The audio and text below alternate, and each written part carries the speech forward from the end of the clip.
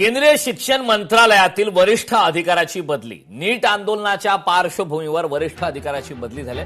शिक्षण सचिव विनीत जोशींना पदावरून हटवले. नरेश पाल गंगवार यांची उच्च शिक्षण सचिव म्हणून नियुक्ती झाली.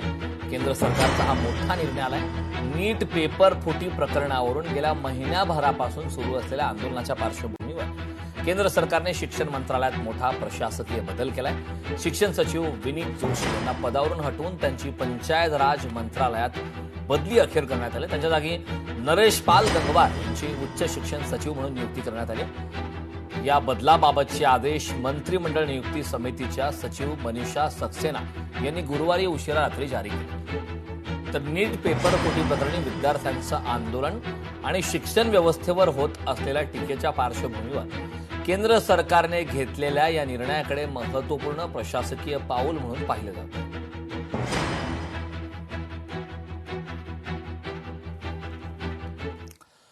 आज दुपारी 4 वाजता शिवाजी पार्क मैदानात राष्ट्रगीत गायलं जाणार आहे. अमित ठाकरे आणि आदित्य ठाकरे यांच्या उपस्थितीमध्ये राष्ट्रगीत गायलं जाणार आहे. जंतर मंतरवरच्या विद्यार्थ्यांच्या आंदोलनाला पाठिंबा देण्यात येणार आहे.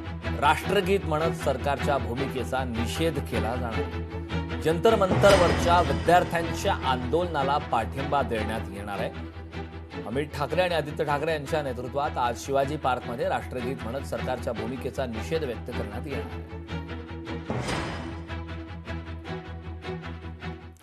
भारताचे माजी क्रिकेटपटू सचिन तेंडुलकर यांनी जंतर मंतरवरील विद्यार्थी आंदोलनादरम्यान एक भावनिक पोस्ट शेअर केली. सचिन यांनी आपल्या वडिलांच्या आठवणींना यावेळी उजाळा देत विद्यार्थ्यांच्या कष्टाचे महत्त्व अधोरेखित केले.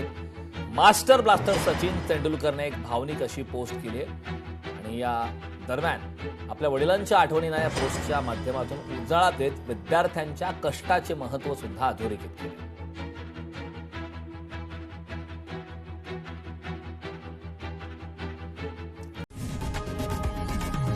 लोकशाही मराठी ऐका, पहा, जागरूक रहा.